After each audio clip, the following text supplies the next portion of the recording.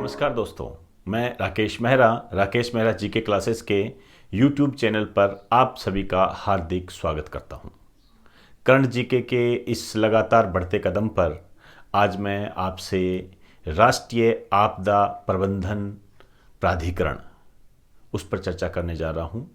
आप कह सकते हो NDMA, national disaster management authority, इस पर चर्चा करने जा रहा हूं।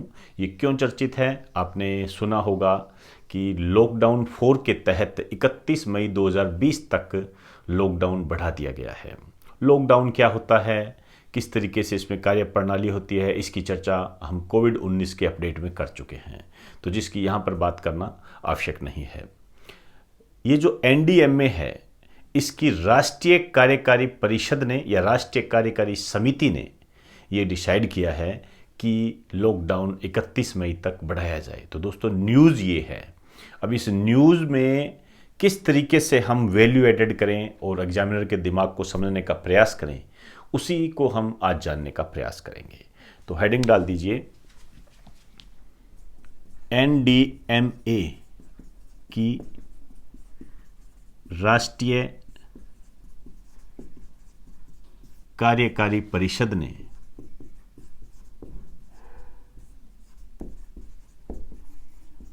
31 मई 2020 तक लॉकडाउन को बढ़ाया। 31 मई 2020 तक लॉकडाउन को बढ़ा दिया है। नेशनल वर्किंग काउंसिल, या आप समिति भी कह सकते हो, कोई बड़ी परिषद मत कहिए, समिति कह दीजिए, ये ज़्यादा सही रहेगा। राष्ट्रीय कार्यकारी समिति, नेशनल वर्किंग कमेटी आप कह सकते हो। अब देखिए, 31 मई 2020 तक बढ़ाया। यहाँ तक जो आपके काम की चीज़ बनती है वो NDMA है, इसके बारे में जानना है। ये होता है नेशनल डिजास्टर मैनेजमेंट अथॉरिटी।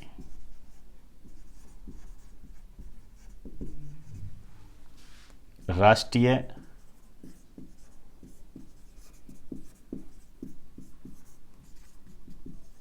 आपदा प्रबंधन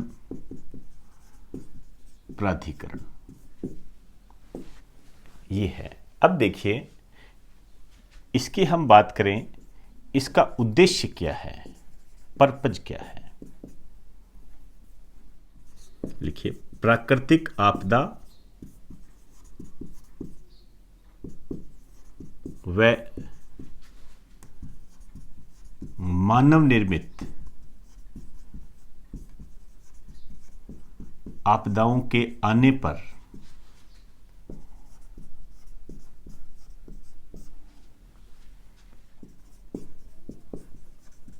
किए जाने वाले कार्यों में समन्वय स्थापित करना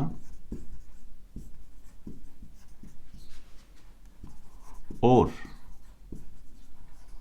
उनसे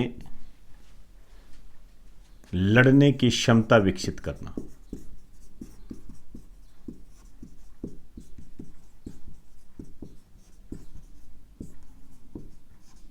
लड़ने की क्षमता विकसित करना। अब देख लिए, नेचुरल डिसास्टर है, कोई भी नेचुरल डिसास्टर, जैसे हम कहते हैं भूकंप हो गया, सुनामी होगी, एक्सेट्रा।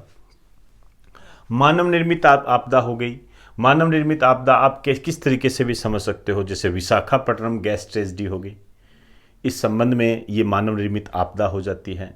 और वास्तव में यदि देखा जाए तो ये जो कोविड-19 है ये मानव निर्मित आपदा ही है। आप देख रहे होंगे कि जांच के लिए एक जो विश्व स्वास्थ्य सभा है वो काम कर रही है, उस पर भी हम चर्चा करेंगे, उसका अलग से आपको वीडियो अवेलेबल कराऊंगा मैं आपको।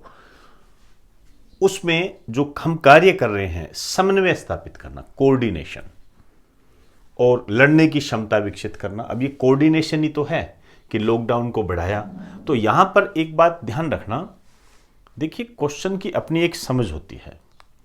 आपसे पूछ ले कि भारत में लॉकडाउन की अवधि को कौन बढ़ाता है या बढ़ाने का अधिकार किसके पास है या किसकी सिफारिश पर बढ़ाया जाता है, तो एनडीएमए की सिफारिश पर। क्योंकि हम तो क्या प्रधानमंत्री नरेंद्र मोदी को जानते हैं, वो बोलेंगे तो कहेंगे नहीं इन्होंने बढ़ाया है, जबकि ऐसा नहीं होता है।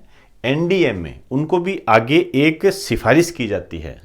हाँ, वो एक अलग बात है कि कर्ता धर्ता का काम वही करते हैं, लेकिन वो किसके बेस पे कर रहे हैं, एनडीएमए। ध्यान रखना, ये एनडीएमए के पास अथॉरिटी होती है। इसने लॉकडाउन को बढ़ाया। देख लीजिए कि राष्ट्रीय कार्यकारी समिति ने 31 मई 2020 तक लॉकडाउन बढ़ाया, तो इसी लाइन में इसका आंसर बढ़ा हुआ है। क्लियर? तो अब देखिए इसकी स्थापना कब हुई थी, इसकी बात करते हैं। –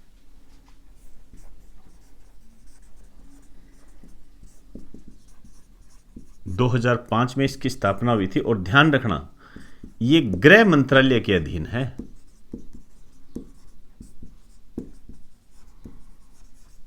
गृह मंत्रालय के अधीन होता है। क्लियर? और इसका जो हेड ऑफिस है ये नई दिल्ली। क्लियर? और अब मैं जो आपको बात बताने जा रहा हूं वो सबसे महत्वपूर्ण है, अध्यक्ष। इसके अध्यक्ष कौन होता है? इसका अध्यक्ष पीएम होता है। ध्यान रखें, प्रधानमंत्री होता है। क्लियर? अब आप ये बात ध्यान रखें, जैसे पीएम इसका अध्यक्ष है तो मेन चीज क्या है, पोस्ट होती है। पोस्ट क्या है? जैसे आपसे कहेगा कौन हो एनडीएमए का अध्यक्ष कौन होता है, आपसे कह देगा गृह मंत्री। आप सोचोगे गृह मंत्रालय के अधीन है तो गृह मंत्री होगा, ऐसा नहीं होता। पीएम इसका अध्यक्ष होता है। क्लियर? ये बातें आपने ध्यान रखनी है। अब पीएम कौन है? प्रधानमंत्री नरेंद्र मोदी। लेकिन जनरली ऐसे क्वेश्चन नहीं बनेगा आपसे कह दे कि नरेंद्र मोदी इसके अध्यक्ष है। मेरी बात को थोड़ा समझने का प्रयास करना। क्लियर? जैसे हम कहते हैं ना, नीति आयोग का पदेन अध्यक्ष प्रधानमंत्री होता है, तो प्रधानमंत्री मेन होता है, उस पोस्ट की बात होती है। क्लियर? जैसे हम कहते हैं ना, सरकार ने कहा है, तो मतलब प्रधानमंत्री ने कहा है। ये मेरी बात को थोड़ा गंभीरता समझना, पोस्ट मेन होती है। अब देखिए इसके जो सदस्य हैं ये 9 होते हैं और ये पीएम के द्वारा नॉमिनेटेड होते हैं, प्रधानमंत्री के द्वारा मनोनीत होते हैं। क्लियर? तो एक बार आप इसका स्क्रीनशॉट ले लीजिए।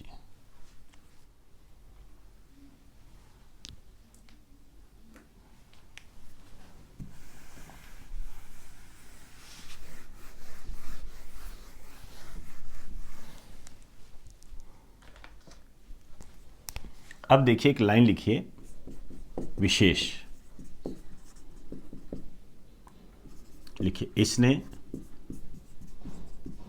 राष्ट्रीय प्रवासी सूचना प्रणाली लॉन्च की है। अब मेरी बात को ध्यान से समझना, राष्ट्रीय प्रवासी सूचना प्रणाली ये इंपॉर्टेंट है। अब आप देखिए जो भी आपदा से संबंधित जो कार्य होते हैं उसमें ये समन्वय स्थापित करता है, कोऑर्डिनेशन स्थापित करता है, उसी को ये प्रूव करता है। अब देखिए पहली बात तो ये क्या है, इसकी बात करते हैं। एक तो ये ऑनलाइन पोर्टल है। ऑनलाइन पोर्टल है मीन्स क्या निकला, एक तरीके की वेबसाइट है। अब ये बहुत महत्वपूर्ण काम कर रही है। आप देख रहे हो पूरे देश में जो मजदूर वर्ग है वो पैदल चल कर आ रहा है। आपने अखबारों में भी देखा होगा, हालांकि मैं तो अखबार और इनको ऑथेंटिक मानता हूँ, एक डीडी न्यूज़ होती है, और तो देखो जी व्हाट्सएप वगैरह ये तो पता नहीं क्या डालते हैं, समझ से ही बाहर है। तो अखबार वगैरह हैं, अखबार में बातें आई, आपने देखा कि बेंगलोर से चलकर राजस्थान में पैदल आ रहे हैं। तो श्रमिक वर्ग जो है, मजदूर वर्ग है, उनके एक तो मैं तो ये कहता हूं उनके हौसले की अफजाई करनी चाहिए। आप देखिए बेंगलोर से राजस्थान आ रहे हैं, पैदल चल के आ रहे हैं, पैसा नहीं है, खाने पीने की कोई व्यवस्था है या नहीं है कुछ पता नहीं है, लेकिन आ रहे हैं। तो इनसे हमें एक बात सीखने को मिलती है, करने की क्षमता। कोई भी काम होता है ना, उसको करने की क्षमता इनसे हमें पता लगती है। तो दोस्तों ये कुछ लाइफ के मोमेंट होते हैं जो हो सकता है हमारी लाइफ से रिलेटेड ना हो, लेकिन हमें सीखने की क्षमता देते हैं। तो वो जो मजदूर वर्ग है, प्रवासी जो आ रहे हैं, उनमें आप देख लियो राजनीति हो रही है। यूपी है, महाराष्ट्र है, बिहार है, राजस्थान है, इन राज्यों की सरकारें आपस में कभी बस रोक दी इनकी, कभी आने नहीं दे रहे, जो भी एक्सेट्रा है। मैं ये कह सकता हूँ कि ये प्रशासन के लिए आवश्यक भी होता है, प्रशासन की कुछ फॉर्मेलिटीज़ होती है, उनको पूरा भी करना पड़ता है, लेकिन ये मनुष्य प्रवृत्ति है या राजनीति भी होती है, ये आप जानते हो। तो जो स्टेट है, इंटर स्टेट कम्युनिकेशन करेगी ये जो प्रणाली है, इंटर स्टेट कम्युनिकेशन, किसके संबंध में? प्रवासी भारतीयों की सुगम आवाजाही के लिए। एक लाइन लिख दीजिए,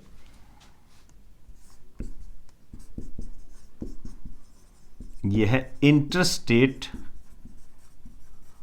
कम्युनिकेशन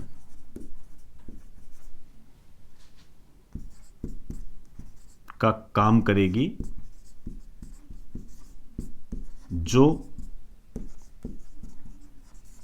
प्रवासी श्रमिकों, जो लेबर है, की आवाजाही में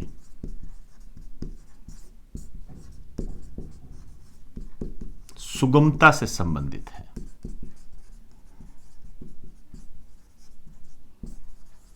क्लियर? विभिन्न देशों के मध्य कम्युनिकेशन को बढ़ावा देगी कि ये जो मजदूर जा रहे हैं इनके लिए आप क्या कर रहे हो, कैसे करना है, क्या करना है, उससे रिलेटेड ये पोर्टल है।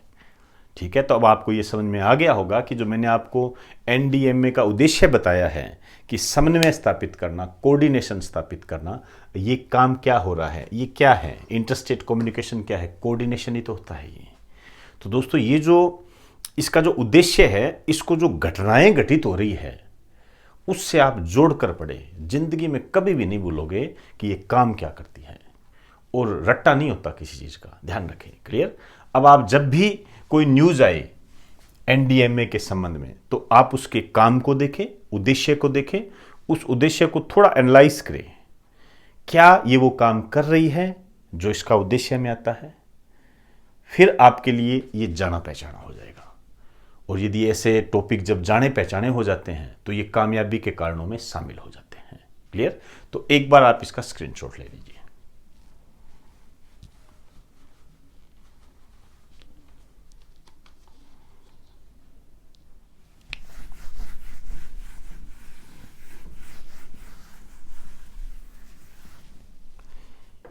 देखिए, इस लॉकडाउन में लगभग हर क्षेत्र प्रभावित हो रहा है, चाहे वो औद्योगिक दृष्टि का हो, चाहे कोई भी हो। लेकिन इसमें आपके जो एग्जाम की दृष्टि से जो पोर्शन बनता जा रहा है वो शिक्षा के क्षेत्र में, ये जो एजुकेशन है ये प्रभावित होती जा रही है। तो सरकार इस संबंध में भी प्रयास कर रही है। तो आपने कुछ बातें ध्यान रखनी है। एक तो शिक्षा के लिए सरकार क्या कर रही है, क्या करने जा रही है। ई विद्या का प्रारंभ ये करेगी सरकार, ई विद्या, हालांकि पूरा नाम इसका प्रधानमंत्री ई विद्या है, इसका प्रारंभ करेगी। अब ई विद्या है, नाम से ही देख लीजिए डिजिटल एजुकेशन से संबंधित है ये। एक लाइन लिख दीजिए, डिजिटल एजुकेशन से संबंधित।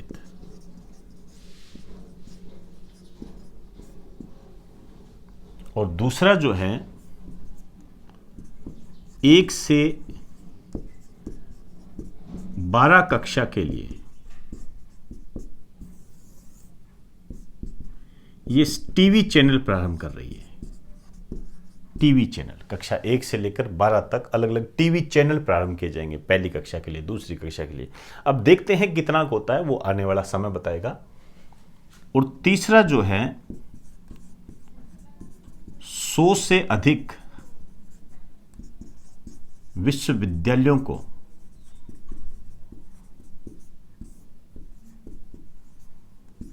ऑनलाइन कोर्स उपलब्ध करवाने की अनुमति दी है, अनुमति दी जाएगी। इस टाइप के ये प्रोग्राम आगे चलेंगे। देखते हैं आगे वाला वक्त क्या बताता है। फिलहाल ये कुछ बातें हैं जिसमें ई विद्या का थोड़ा ध्यान रख लेना, ये आपके एग्जाम की दृष्टि से इंपॉर्टेंट हो सकता है। आगे और किस तरीके से क्वेश्चन बनते जाएंगे उसकी हम समय समय पर चर्चा करते जाएंगे। एक बार आप इसका स्क्रीनशॉट ले लीजिए।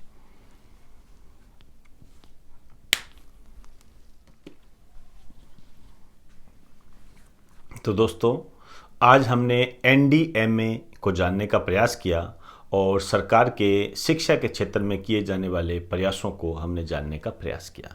इस पर किस तरीके से क्वेश्चन बन सकते हैं, इसमें सबसे ज़्यादा इंपॉर्टेंट एनडीएमए है। इसने जो भी प्रणाली विकसित की है प्रवासी श्रमिकों के लिए, वो अपने आप में एक महत्वपूर्ण है। इसके अलावा जो मेरी नज़र में सबसे अच्छा क्वेश्चन बनता है वो इसकी स्थापना और इसके जो अध्यक्ष हैं वो पूछे जा सकते हैं। जैसे मैं एक क्वेश्चन बताऊं आपको, आपसे कहेगा एनडीएमए का अध्यक्ष कौन होता है, इसकी अध्यक्षता कौन करता है, तो प्रधानमंत्री। दूसरा क्वेश्चन ये जो बन सकता है, किस मिनिस्ट्री के अंडर में आता है ये, तो ये गृह मंत्रालय के अंडर में आता है। ये 2-3 बातें हैं, आपको मतलब इनमें कोई किंतु परंतु नहीं होनी चाहिए। कहने का मतलब मेरा ये है, ये चीज़ें तो आपके मुंह ज़बानी याद होनी चाहिए।